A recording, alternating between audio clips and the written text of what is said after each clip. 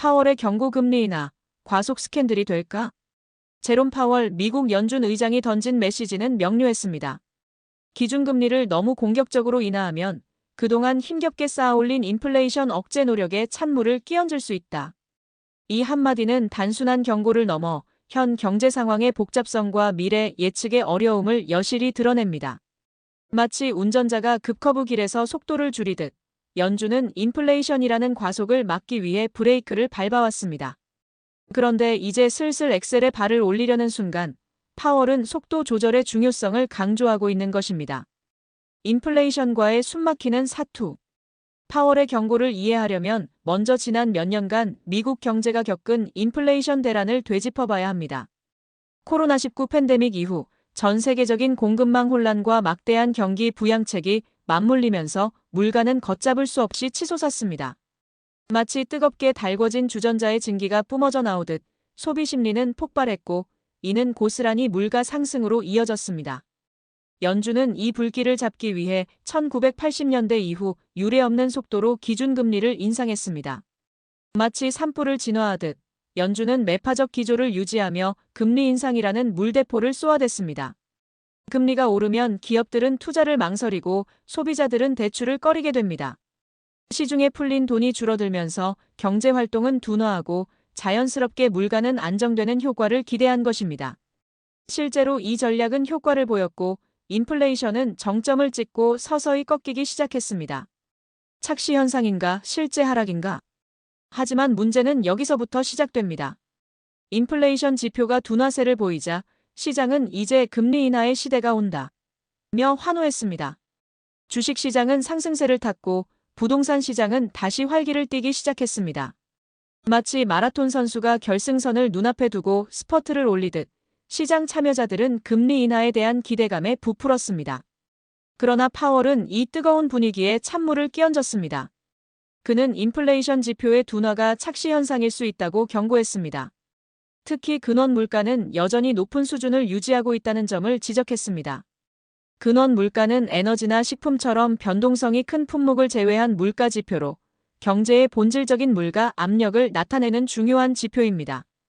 파월의 우려는 바로 이 지점에 있습니다. 만약 근원 물가가 여전히 견고한 상태에서 섣불리 금리를 내린다면 이는 마치 다 잡은 줄 알았던 불씨가 다시 살아나 산 전체를 태울 수 있는 것처럼 인플레이션이 재확산될 수 있다는 것입니다. 그는 우리는 인플레이션이 지속적으로 2% 목표치로 향하고 있다는 더 큰 확신을 가질 필요가 있다고 강조했습니다. 연착륙의 환상과 경착륙의 공포. 연준의 최종 목표는 연착륙입니다.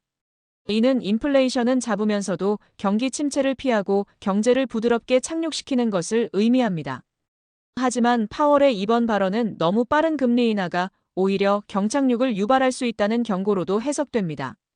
만약 연준이 시장의 압력에 굴복해 서둘러 금리를 내리면 어떤 일이 벌어질까요?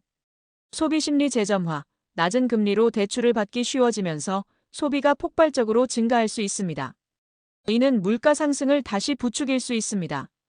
자산 거품 형성, 주식, 부동산 등 자산 시장에 돈이 몰리면서 거품이 형성될 가능성이 높아집니다. 이는 미래에 더 큰 경제 위기로 이어질 수 있습니다. 신뢰도 하락, 정책의 일관성을 잃었다는 비판을 받게 될 것입니다. 이는 연준의 신뢰도 하락으로 이어져 향후 정책의 효과를 반감시킬 수 있습니다. 조급함이 불러올 파국. 파월의 이번 발언은 조급함에 대한 경고로 요약될 수 있습니다. 섣부른 금리 인하는 인플레이션을 재점화시키고 이는 결국 더 높은 금리와 더 긴 침체라는 더 큰 고통을 초래할 수 있다는 것입니다. 마치 병원에서 의사가 아직 완치되지 않았으니 약을 더 드셔야 합니다라고 말하는데 환자가 아프지 않으니 이제 그만 먹을래요라고 하는 것과 같습니다. 물론 파월의 발언이 곧바로 금리 인하는 없다는 의미는 아닙니다. 그는 우리는 시장에 맞춰 움직이지 않는다고 말하면서도 필요하다면 금리를 인하할 준비가 되어 있다는 양면적인 입장을 보였습니다. 이는 마치 노련한 선장이 거친 파도 속에서도 침착하게 방향을 조절하는 것과 같습니다. 파월은 시장의 기대감이라는 거센 파도에 휩쓸리지 않고 인플레이션이라는 난파선을 피하겠다는 의지를 보인 것입니다. 금리 인하의 골든타임을 찾아서. 결국 파월의 경고는 균형에 대한 강조입니다. 너무 빨리 인하하면 인플레이션이 재발하고 너무 늦게 인하하면 경기 침체를 심화시킬 수 있습니다. 연준은 현재 경제 지표들을 면밀히 분석하며 금리 인하의 골든타임을 찾고 있습니다. 이 과정은 마치 섬세한 외과 수술처럼 아주 작은 실수도 큰 파장을 불러올 수 있습니다.